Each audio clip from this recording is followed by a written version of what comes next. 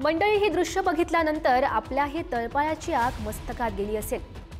वसईच्या भावलीमधील ही दृश्य मन हेलावणारी आहेत। रस्त्याकडेनं एक व्यक्ती चालत येत असतो।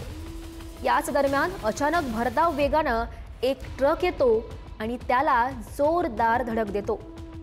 या भीषण अपघातात रस्त्यानं चालणारा रवींद्र पाटील हा गंभीर जखमी झालाय। जखमीवर उपचार सध्या सुरू आहेत। मात्र या घटनेमुळे याच परिसरामधील नागरिकांच्या सुरक्षेचा मुद्दा पुन्हा एकदा ऐरणीवर आलाय।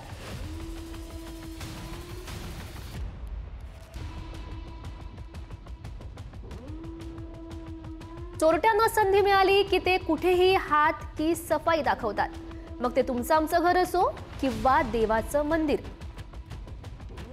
पिंपरी चिंचवडच्या चल्होरीतल्या साई मंदिरात त्यांनी अशीच एक हातकी सफाई दाखवली आहे।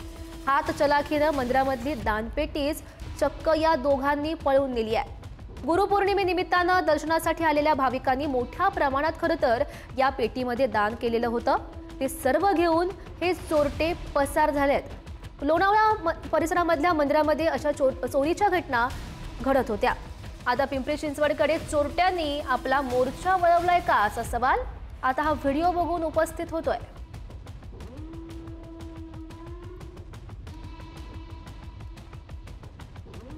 तर आपण बघू शकतोय दिवसेंदिवस चोरीच्या घटना वाढतायत। अशातच आता चोरांनी मंदिरांना सुद्धा टार्गेट केलंय। नाशिकच्या येवल्यातील नागेश्वर मंदिरातील दानपेटी चोरांनी फोडली आणि पैसे घेऊन पळ काढला। या मंदिरात मोठ्या संख्येने भाविक दर्शनासाठी येत असतात। याचाच फायदा घेत चोरांनी हा डाव आखला आणि रात्री 2 चोरटे थेट मंदिरामध्ये शिरले।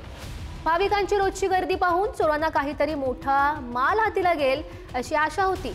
त्यामुळे त्यांनी चोरीसाठी थेट मोठं पोतं आणलं। पेटी फोडून पैसे त्यात भरले आणि पळ काढला।